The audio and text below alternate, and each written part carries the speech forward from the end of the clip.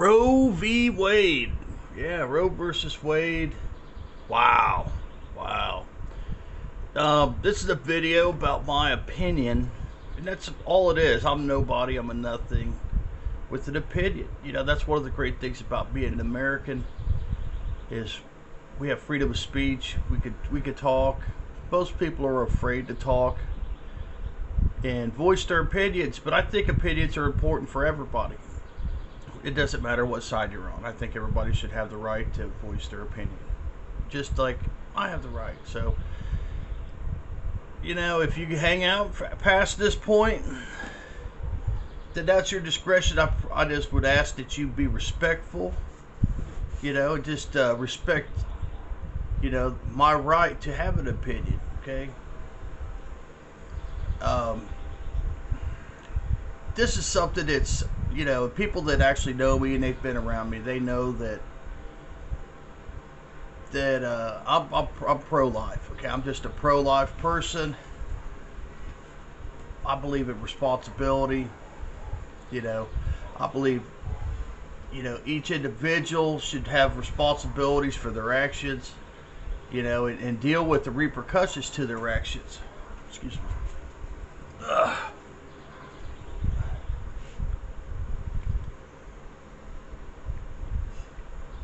I believe that if my mom had an opportunity to abort us, I wouldn't be here right now. I was born in 1974.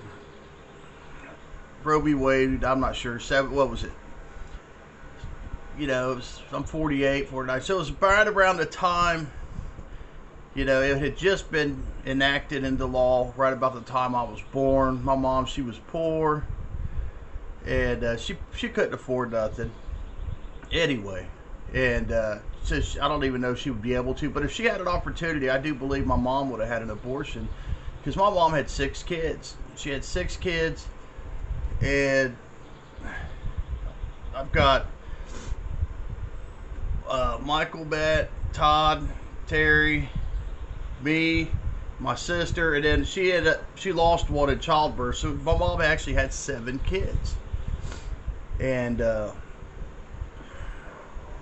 yeah, so there's that, you know, and I do believe my mom would have probably had abortions, because my mom was a big partier. You know, she liked to go out, she liked to party, and she was very irresponsible. As a mother, she was very irresponsible. And then when I got married, I was married for almost 20 years, and the woman that I was married to, she was really sneaky. She was a sneaky type person. And there was a lot of things that she did that I never knew about. And,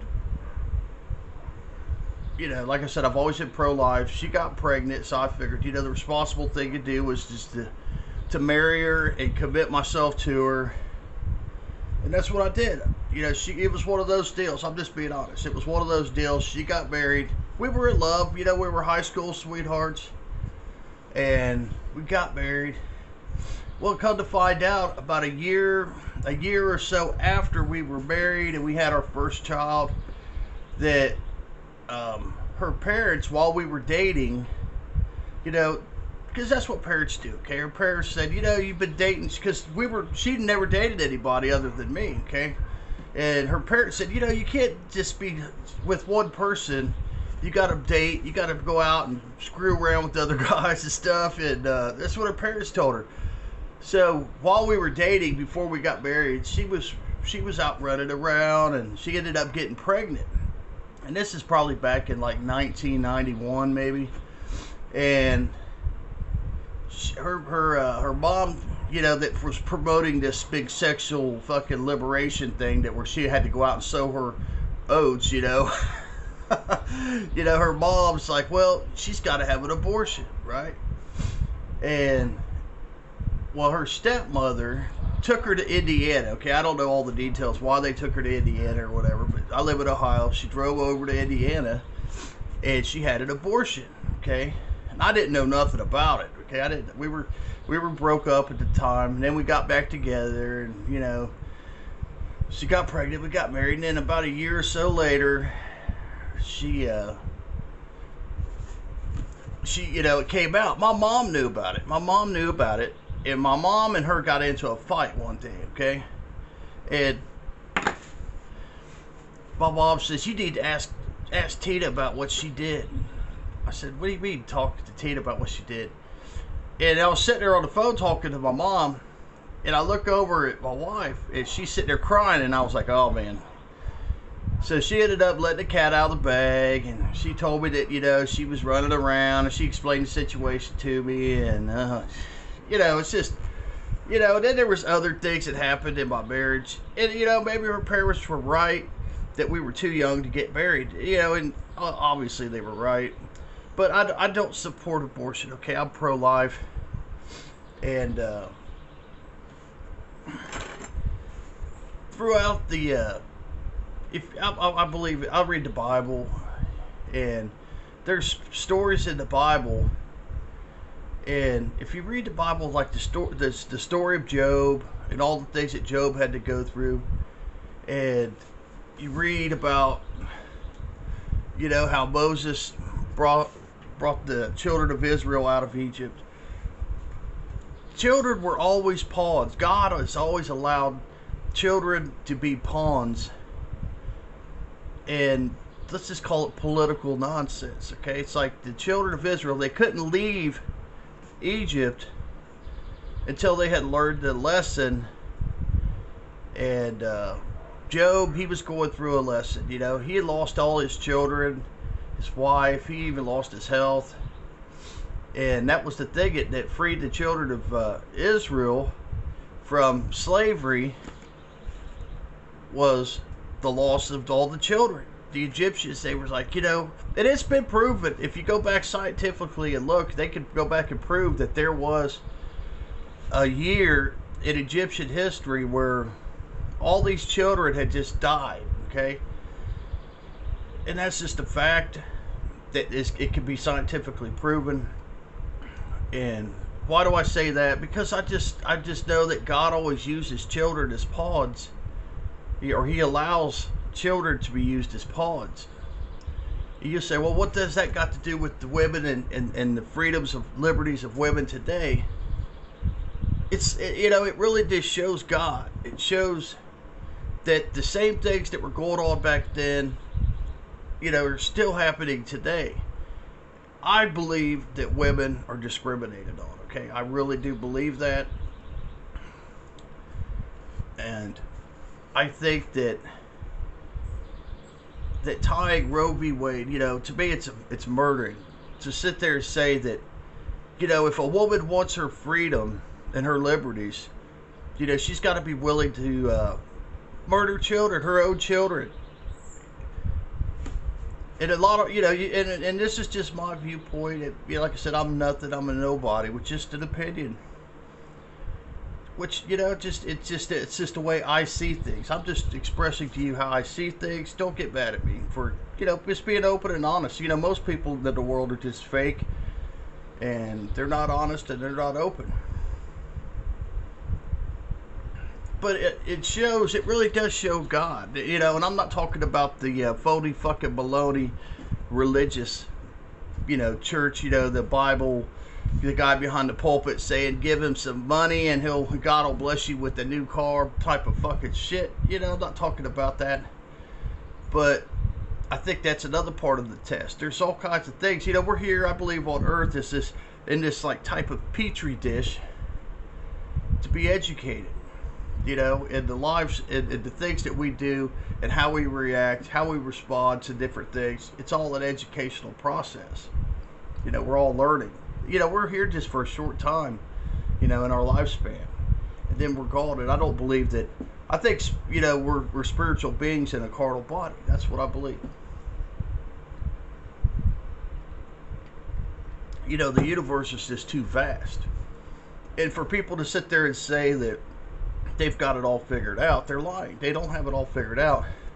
And most of the time, they just say those things because they want your money. These religious people. It's just this lazy guy that doesn't want to work and earn his keep. He wants to go to church on Sundays and Wednesdays and collect grandma's money so he doesn't have to work. That's just the way I see it.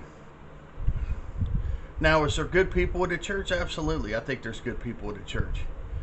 But I think the church has definitely lost its way. But anyway, let's get back to Roe v. Wade. Women, they're discriminated on. The blacks in our countries, they're discriminated on. There's always these types of oppression and discrimination.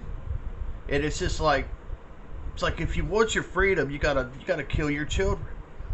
Isn't that, I mean, it's just sickening, you know, for me to think about it that way. It's like, if you want your freedom, women, you gotta be willing to sacrifice and kill your little child that's not even born. You know, and that's just, all these political people in the world, these people are corrupt. All these, you know, politicians and stuff, our country is divided. And we're headed somewhere. I don't know where we're headed, but we're definitely headed somewhere with the division in our country. We don't have any leadership. There's no people in our country right now that could bring our country together. I don't think Donald Trump could do it. Joe Biden, he's just driving the wedge deeper, and he's splitting this country farther apart. You know, and a lot of people think he's doing a great thing by what he's doing and how he's doing. I don't agree with that. I think there's better ways of getting to the end game. You know, when he gets on there and attacks oil companies, you know, just we're going after the oil. You know, it's time that the oil people pay their fair dues, and it's just ridiculous. You know, if he was a real leader, you know, your actions speak louder than your words. You know, I mean, who could afford to go out? There's a lot of people that cannot afford to go out and buy a $50,000 electric car. Now, but if let's just say they made an electric car for $15,000, and you could plug it into a 110 volt, and it's got about 150 mile driving range. Guess what? The oil companies are screwed, because everybody's going to go out. They're going to buy them a $15,000 car that they can plug into the garage of their house, and they can charge their car overnight and get a, you know, 150 to 200 mile range. Doesn't that just make sense? Instead of having this fucking idiot up there saying it's time that the oil companies pay their fair share of these rich people. It's just fucking stupid. It's just stupid. It makes no sense.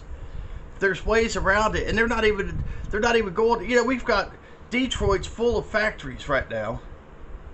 You know, you could take, say, let's just use for example, you could just take like a Ford Focus or something, or a car like that, okay, just something little like that, and tell the factory, say, look, we're going to give you, instead of sending all our money overseas to these other countries, we're going to take, you know, $1 trillion, we're going to sink it into some automotive companies in our own country. What we want you to do is get rid of the gas motors, and take that same car and put an electric motor in it, and then figure out to put batteries in it and put a charger or a way that you can charge that car on a 110. Problem solved. It's that fucking easy. It's that easy. They could do it, but they don't want to do it. They want to play politics. That's what they do. They play politics. They want to divide our country, put a wedge down the center. You know, that's just what they do. Roe v. Wade, you know, is pro-life. I think it's wonderful that that we have as a country, we decided, you know, we don't want this no more. But the bad part of it is they've got so many rights of women tied into Roe v. Wade. You know, there's a lot of things that benefit women that they tied and meshed into Roe v. Wade. So when they did away with that, a lot of these other things are going to go away. And it really is sad for women because they are discriminated on in our country. You know, so I sympathize with women, you know. And I talk to different people, especially women, and they don't agree with my sentiment, and that's fine. But we could still sit down as adults and we could talk about different things as human beings. And that's really what we need to do, instead of hating each other, you know, and browbeating each other. That, you know, we need to come to a common ground. You know, in actuality, Roe v. Wade just went back to the states. There's a lot of, you know, this is not going to, California, New York, these places are not even going to be affected by Roe v. Wade. If anything, it's just going to make it even bigger of a business to murder children in these states, you know. So I've thought about doing this video. It's not really a smart move on my part, but you know, a lot of these people, you know, they're all about subscribers and all that shit. And this video actually shows you that I'm not. I'm just about being honest. In the world we live in, you don't go anywhere. You know, nobody gives you any type of respect for being honest anymore. But I think those days are coming to an end. I think eventually people are going to want people to be honest and forthcoming with them about different things. So, anyway, for all you people out there that's, you know, whatever side you're on, you're in my heart and prayers. You know, I don't hate you if you don't agree with me. You know, you're entitled to your opinion. You live in the same country as me. You've got the same, you know, freedoms and liberties that I do, you know. So, that being said, you know, it's Sunday. I caught my first carp yesterday. Yes, I caught my first carp. It's probably about a 17-pound carp if I was guessing. I was just guessing. Man, he fought and fought. Man, it was wonderful. Absolutely wonderful. And you know, my year has been more catfish this year. I always catch a lot of catfish this year. But caught my first carp yesterday anyway. So that's all I got for you. I'm not going to change subject. Y'all be good. Love. Peace. You know, and just try to keep your head screwed on right. All right? I'm out of here.